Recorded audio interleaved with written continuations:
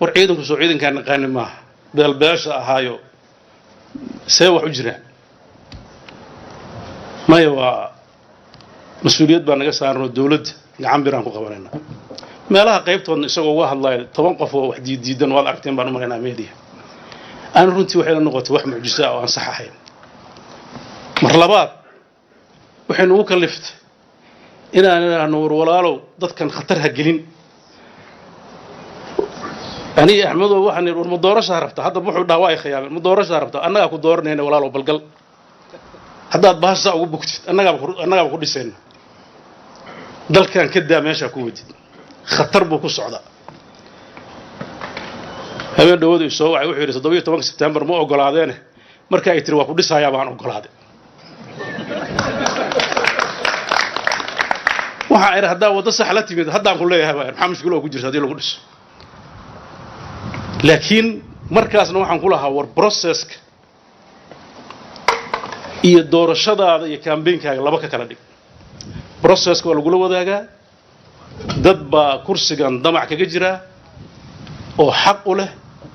inuu noqdo doorasho loo siman yahay processku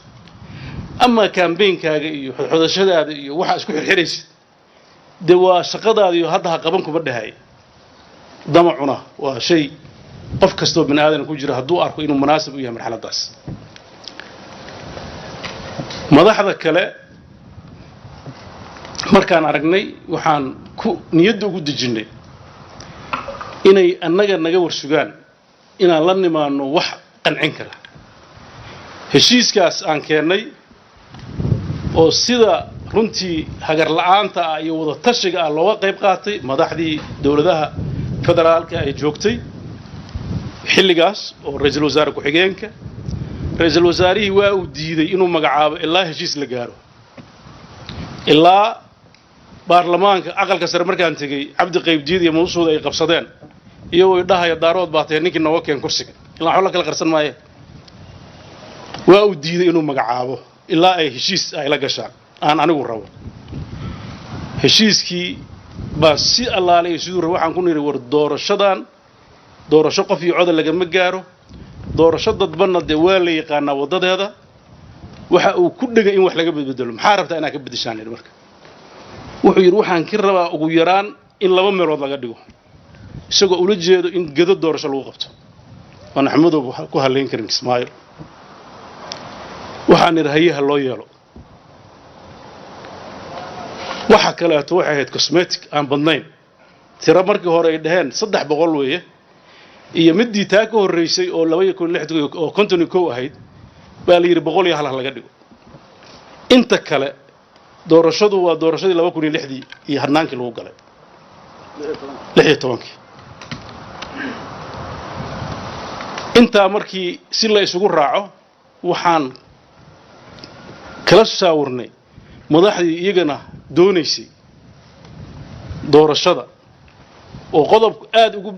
deganaayeen ah in xisbiyo lagu galo ayaan waxaan niri hadaa xisbiyo idinkuna aadaan xisbiyo doorashada dad isba galayso xisbiyadu waxay imaan doontaa markii doorasho toos ah la aado idinkuna ka tanaasula negotiationkaas inta badan aniga galay dhinacyada u kala dab qaaday heshiis dawladii xubnaha ka ahaa iyo dadkii dawladnimada rajada ka qabay xukunka iyo cid walba iyo internationalki aan la wadaagano la isla qaatay buu ahaa qodbadiisi baarlamaanka wuxuu yiri Saciid baa qorqortay iyadana waa nasiib darro kale baashi hal bil aan u fadhinay xamar si loo sharciyeeyo madaxweynaha iyo Cabdi Xaashi isma salaam jiray isma arki jirin mana ogoleen inay labada aqal isu yimaadaan waxaan ka codsaday inaan shaqadaas qabto waxaan ugu tagay Cabdi Xaashi gurigiisa isaga iyo labadiisa ku xigeen waxaan ka codsaday wax kasto jiro hore inay liqaan maanta Soomaali u hiiliyaan heshiiskan ay wax ka ansixiyaan labada aqal oo isdiidanaan ay is ogolaadaan mursal baan la hadlay waa isla qaateen bacda shidda wa taab waxa halka ka soo baxday niyad samaan dadka Soomaaliyeed oo dhan iyo xalool furnaan kulamada gaarka aan yeelanay isagoo dareemaya inaan anigu dhisi doono wuxuu ila wadaagay xogo uu u arko dalkan inay sahlan tahay inuu marlabaad ku soo noqdo oo uu haysto ciidan iyo lacag iyo xoogag wadaniyiina oo meel walba u jooga oo ay ku jirto Puntland waxaan ku eray xirfad iyo xeeladaada hadda adeegsanaysa waa hawl adigu ku taal laakiin processkaas uu naga khaldamay hadda intaad processkaas martid xeeladaada iyo xoogaaga ana xoog kugulama talinaaye aad wax ku qaadaysa ani ilama aha inaan Soomaali xoog u qaadaysa garashadayda laakiin wixii xeelad ah anigu hadda kuguma haysto waa ku furanta mar allaaliye markaan shirkii ka tagnay oo gudiyadii la magacaabay ayaa horta xaaladii la sheegay soo baxay gudiyadii la magacaabaa waxa ka soo baxay qaylo waxa kale oo ka soo baxay gado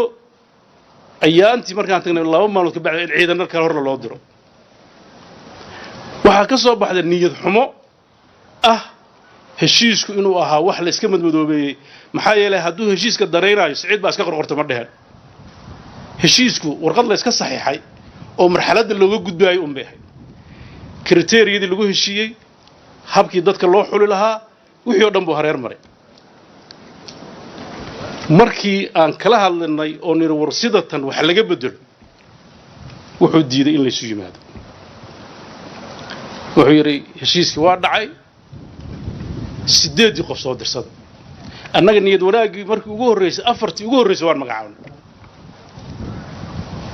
afartii markii la magacaabay oo qayladii ay badatay oo dadkii musharaxiinta ay annaga naftarkeena nagu eedeeyeen inaan u daaroodaynay oo ninkii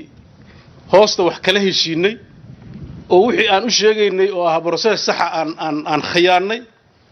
oo gudiyada soo baxay ee noqdeen niisa iyo maxaa la yiraahdaa iyo xoog wadaniin iyo wax kale oo aan garanayn runtii annaga waxay nagu noqotay xaaje inaan ka jawaabnay aad u adag waxaan rabaa inaan inii sheego kulanka la hadalka isniinta aan sameyn jiray waxaan u joojiyay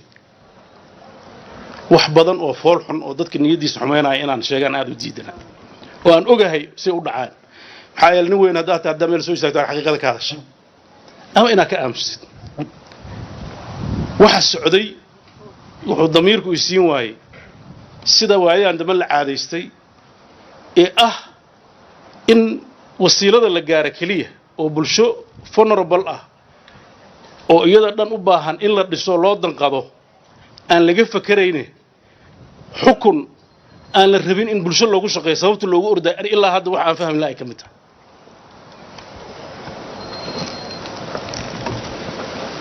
propaganda iyo qaab shaqo oo la aaminsan yahay inay suuragal tahay ragga mas'uuliyiinta xamar kamid mid kamid aan weydiiyo waxaan eri war xoog iyo jajuub maxaad ku xukumi karaysaa wuxuu yiri al-shabaab badalkay ku xukunta oo sida al-shabaab haddaan noqotaan maxay tahay waxa raadinaysaa ilaan dastuurkeenu argagixisnimo iyo xoog iyo jajuub in dad lagu maamulo ma qoraay ummadda aqliga saliimka ana diyaar uma ah nolosha dabiiciga ana taas ma keenayso runtii waxaa ka soo baxay aragti aad u adag markii shirkaas uu istaagay oo dood badan laga galay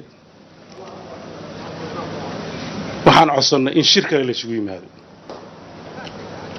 waa diideen waxa soo martay 7 bisha December shir la yiraahdo International Somali Partnership Forum oo xamar ka dhaca ayaan waxaan isnin waa fursad shirkaasana lagu casumay markii aan madaxdii dawladaha iyo isla hadalna oo niri shirkaas aan isugu nimaano si aan ugu lafagurno waxa jira dawladii way joojisay waxay tiraahdaa ha imaanin internationalkuna si fiican bay ogyihiin habeenkii annagoo xirxiran baa la soo hadlo madaxweyne Axmed Qoorqoor xamar joogana waxa la yiri intaad xamar ka tagtid oo galmudug tagtid suumka ka soo gal hadda xamar uu joogaa suumka meel kasta laga gali karaa waxa la yiri xagga tag oo suumka xagga soo gal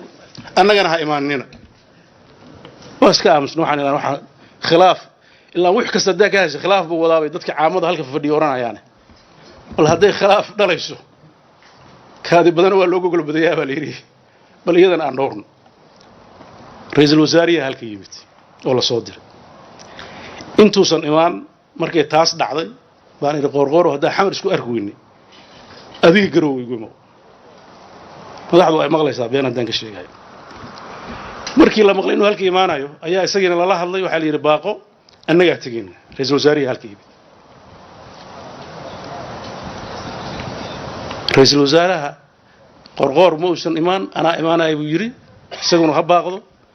halka markuu yimaadana habeenkii ugu horeysay wuxuu yiraahday 8 qof aan rabaa inaan ka qaato oo diyaaradda la raaco wax kale ma ka hadlaysaa maya marka 8 isiisid ka bacdi aan ka wada hadlayna waxa 8 hadda diyaarad kula raacday anigu hadda ma hayo wixii damo dhacay anu ka hadli maayo halkaas hadda idinka goob joog ah ilata halkaas marka ay marayso waxaan mar labaad aad looga shaqeeyay in la xalliyo halka waxa yimid internationalka dad aad u far badan ay yimid waxaan niri waa yahay madmadow baa jira waxbaan tabanaynaa haddaan wax tabanayno inta aanan doorashada hore loo gelin hal laysu yimaado oo tabashada hal is dhageysto xujadeena waxay noqotay xujo viable ah hal la is arko ceeb ma mugto waraan saragno Soomaaliya wada joognaa meel kale wada joogno internationalkii markay kari waayeen madaxweynaha oo yiri arki maayo hadii 8 keenin oo bahash isjiidantay oo internationalkii ku soo ururtay horta 8 keen iyo horta shirka qabo isagu ma tanaasuli jireen sidaynu international waxay anaga tanaasuleen 8 baa hadana sheegnay waxaan ila shirka hadan xamar lagu qabto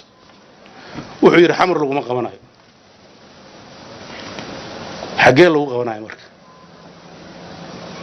markaan niri xamar lagu qabto oo 8 soo saarnay buu isagoo waxba ogeysiin wuxuu yiri Dhuusamareeb iyo Bismaqeeh 15 ma qaan waxay heeday Dhuusamareeb baan qabanaa shirki oo la tashi una la gelin